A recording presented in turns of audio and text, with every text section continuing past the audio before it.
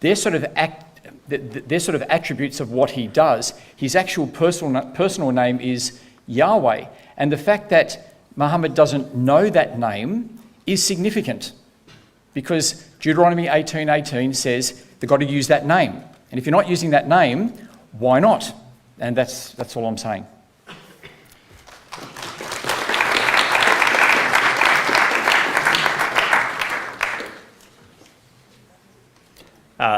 Let me echo those thoughts. We mainly want to talk questions on the topic that we're discussing tonight. So the question I wanted to ask out of the ones that I've received is, could you please address Samuel's interpretation or misinterpretation about the message of the prophets in the Bible aligning with either sort of Paul's teaching or Muhammad's teaching?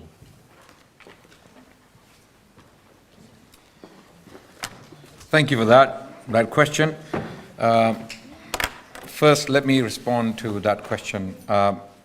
Samuel's deduction of prophetic messages in the Bible. If you remember, Samuel put up a chart. He put up a table to show you the main teachings of the Bible, which Muhammad disagreed with. And if you looked at the chart carefully, majority of the teachings there are from Paul. They're not even from biblical prophets who ran into thousands of people. And we have many of their writings, not all of them, of course, not all the biblical prophets, their teachings cannot be found in the Old Testament, but many are still there, right? And Samuel comes up with a chart, and majority of the chart is from Paul, from the teachings of Paul, directly. And this is the problem we have with the Christian view of Jesus Christ. When the Christians look at Jesus today, they look at him through the lens of Paul. They do not look at Jesus Christ from the lens of the Old Testament. That's why they ended up with a divine figure called Jesus, the God-man, for example. Or Jesus, the God-man who died on the cross for the sins of humanity. Okay? And many other things. So, for that reason, he's absolutely right. Samuel is absolutely right that Muhammad did not teach those things. I agree with him 100%, because Muhammad, peace be upon him, did not break away from the biblical tradition as far as the Old Testament is concerned, and even Jesus Christ. So, did Muhammad use the word Yahweh? No, he did not. The question is now, ladies and gentlemen, prepare for the shock. Prepare for the shock. Did Jesus use the word Yahweh? Did Moses use the word Yahweh? No. Moses, I thought that was coming. I was getting a bit passionate. So Moses did not speak the Hebrew language. Yahweh, if we were to go back to the language of the Bible, the earliest form we have is the Hebrew language, which is the language of Israelites. Moses did not speak that language. We have no idea as to what language Moses spoke. He may have spoken an early version of this language. The current biblical text is at least 1,000 years apart from Moses. The oldest manuscripts we have are the Dead Sea Scrolls, and they date back to the 1st century BC. Moses lived somewhere in the 12th, 13th, 14th century BC. Right? What language did Moses speak? What language did Jesus speak? What word did he use for God Almighty as a personal name? You will never know. So this argument doesn't work. In fact, Jesus on the cross, if he was on the cross, he used the word Ilahi, Ilahi lama sabachthani. Ilahi is the same word which comes from the root word ilaha. Allah, ilaha, ilahi, Elohim, they all come from the same word, and these are all biblical words, by the way. Thank you so much.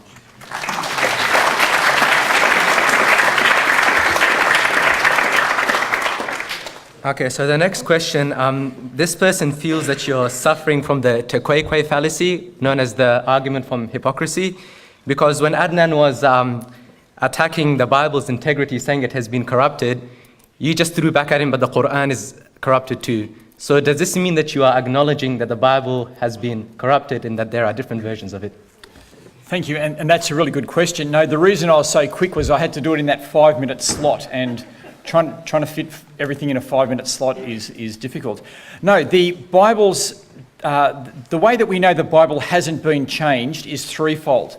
We have ancient copies of it going back to the early centuries of Christianity, and as Adnan pointed out, to the Dead Sea Scrolls for the Old Testament before Christianity. And from those manuscripts, we can see it hasn't been rewritten. It just hasn't. We've then got translations that were made very early. There's the early Greek translation of the Old Testament, and then there's translations of the New Testament into different languages. And they, again, testify to what the text was like. And so we can look at those, and that's what scholars do. And again, they show it hasn't been rewritten. And then finally, we've got quotes that the early Christian scholars used when they were quoting the Bible to write their commentaries, and that testifies as well. So we've got a whole range of textual evidence that we use. Now, there are small differences amongst the manuscripts, as there are amongst the Quran manuscripts. I've got a leaflet up the back. You can have a look. It's all documented in the... For Christians, there was the discovery of the Dead Sea Scrolls. For Muslims, it was the Sana manuscripts. And there's textual variance amongst them. I don't have a problem with that. Don't get me wrong, I don't have a problem when things are being written out, and that's just how it goes. But what our scholars do is we look at them. Neither the Quran, neither the Bible have been rewritten. Their texts are sound, and there's evidence to show that. Now, and so I wasn't being a hypocrite. I was answering as quickly as I could, and that's the line of evidence that we have for the Bible, those three things, and it shows that the Bible's been well preserved, as I believe the Quran is as well. I'm not saying that it's corrupted, but I'm saying if we go around saying, one textual variant writes the whole thing off, you can't do that, because no book would stand up, including the Quran, under those circumstances. I'll finish there.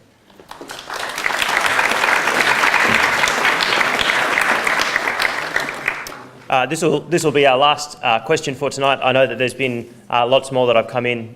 We're sorry that we couldn't get to all of those, but obviously there's a limit. Let me say, if you're free Tuesday night, you should come to the other debate, and then you can ask your question then.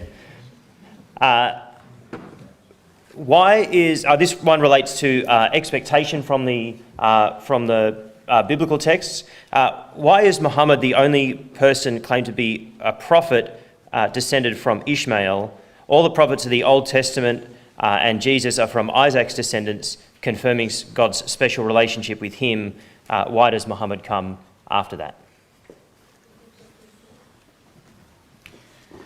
Thank you for that question. We don't claim that all prophets we don't accept that claim that all prophets in the Bible are Israelites. They're not. In fact, the Jewish scholars will tell you, and the Christian scholars will tell you, that many Israelite prophets came, but there were others who were non-Israelites. Job, for example, Jonah, these were non-Israelite prophets. And in fact, there are Ishmaelite prophets in the Bible as well, people who came from the descendants of Ishmael. But none of them were like Moses. That prophet who was being foretold in Deuteronomy 18:18, which the Jews were still awaiting when John the Baptist had come, when Jesus had come. So what questions did they ask? When they came to John the Baptist, they said, "Are you one of these three? Are you the Christ, the Messiah, the Mashiach? Are you Elijah or Elias? Are you that prophet or the prophet?" They were not interested in a prophet, they were interested in that prophet. And John the Baptist denied all three possibilities. Jesus was the Christ, as the New Testament clearly testifies. Therefore, he could not be that prophet, because even Jesus was aware of that distinction. Never claimed to be that prophet like Moses. In fact, Jesus said in the Gospel of Matthew, chapter 5, verse 17, "Then think not that I've come to abolish the law and the prophets. Rather, I've come to fulfill the law and the prophets. Anyone who teaches anything outside of this law, even on a point, will be considered least in the kingdom of heaven." And later on, Paul comes and abolishes the entire law. Right? That's another question altogether. I don't want to indulge in that. Right? The point here is, Jesus followed the Mosaic law. He was a follower of Moses. Muhammad was not a follower of Moses. In fact, he came with a new law. And that's why it is important for us to remember that. And when it came to Samuel before me, what point was discussed before? Yes, and amazingly, Samuel did not put that challenge to me. Have you noticed? And I believe Samuel will not put that challenge to me. My challenge, I repeat it again, that copy of the Bible on his table, please challenge me that show me any passages in that Bible that cannot be found in the ancient biblical manuscripts. And put the same challenge to me on the Quran. It's a consistent challenge, right? I'm being fair, right? I'm doing justice. And I will show you passages that are missing from the earliest manuscripts of the Bible in the Greek language of the New Testament. They are in that Bible on the table. For example, the Gospel of John, chapter 7, verse 53 to chapter 8, verse 11, the entire pericope adultery, the story of the adulteress caught in the act. It is missing from all the earliest manuscripts of the Bible up to the 9th century. Who put them in? Who put these verses in? Is the question. Are they from God? Are they from John? If they're not from John, are they from God? All these questions are very important, but that's not the debate tonight, by the way.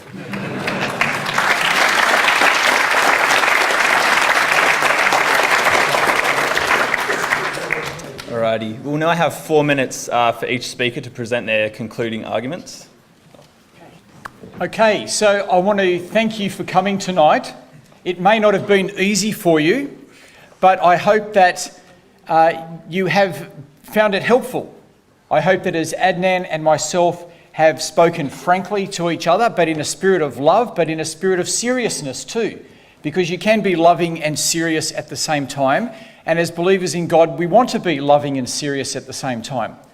And so I want to thank you for coming. I want to thank you, Adnan, for coming, and that we can have this genuine dialogue.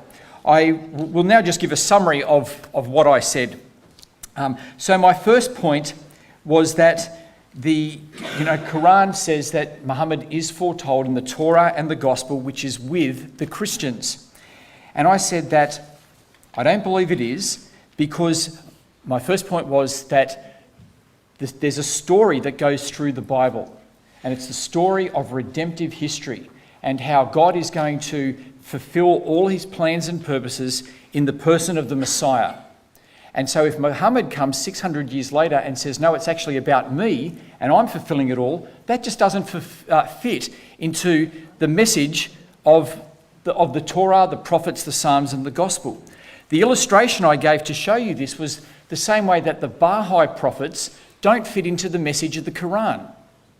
Those prophets who come after Islam, like the Baha'i prophets, they don't fit into the storyline of the Quran. So, but that's how it is with Muhammad in the Bible. He just doesn't fit into that story because they say the promises of God come to their fulfillment in Jesus. I then looked at a series of verses going through, and I can't really go through them now. What I'd encourage you to do is to look further into this yourself.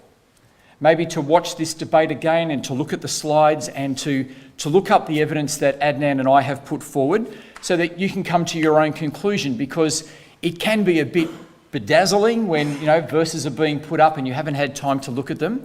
And it may be that if you want to take this further, you'll go back and listen, and I want to encourage you to look at what I said, look at the verses that I've put forward, and to work that out yourself.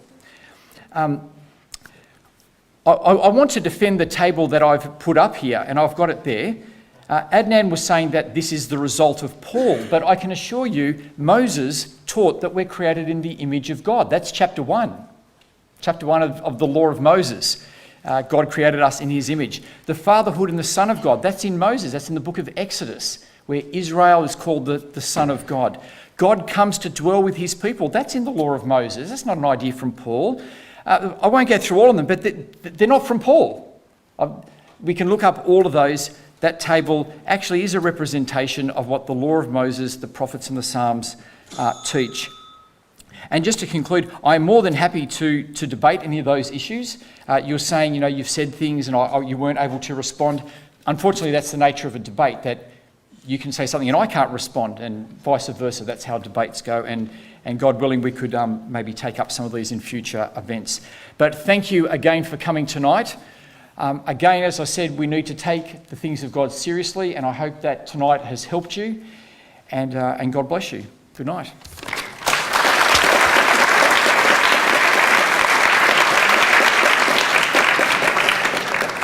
Thank you, Sam. We'll now have Adnan for his concluding statement.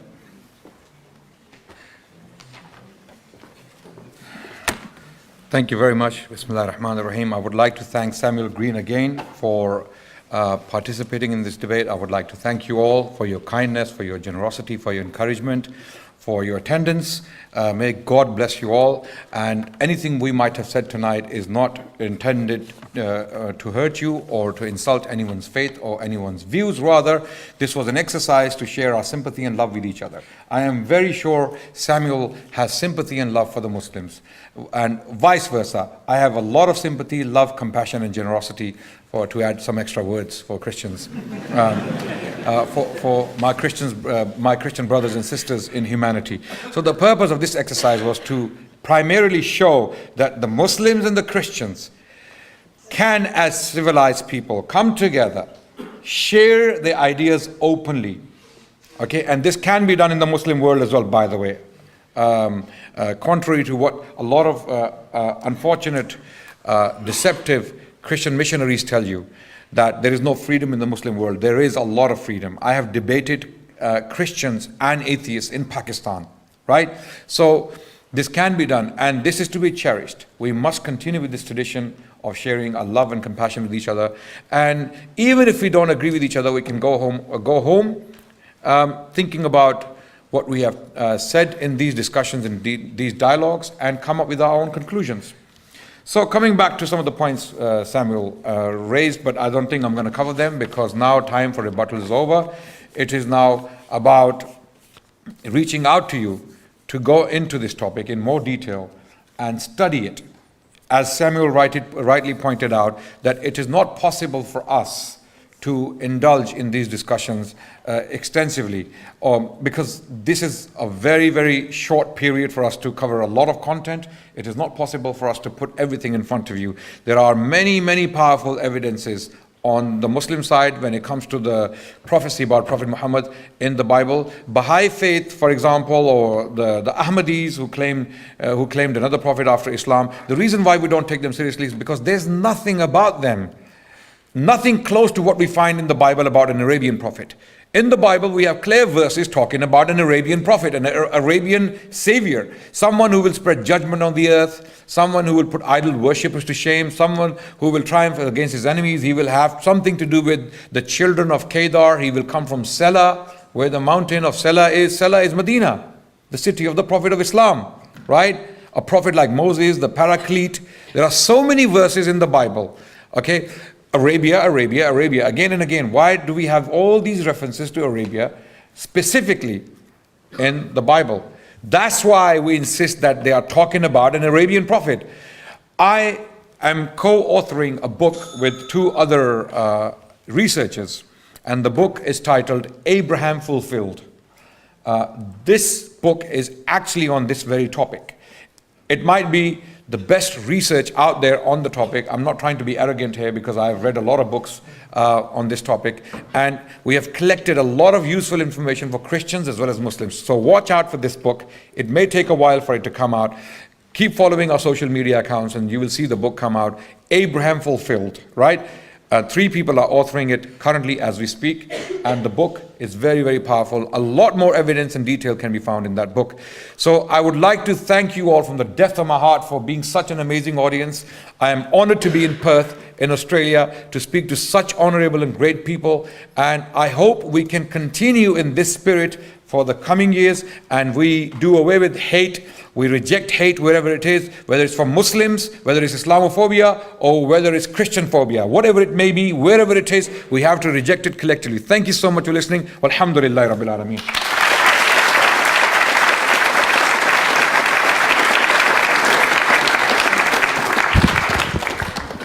Ladies and gentlemen, that's the end of the debate tonight. So let's please clap these two gentlemen again.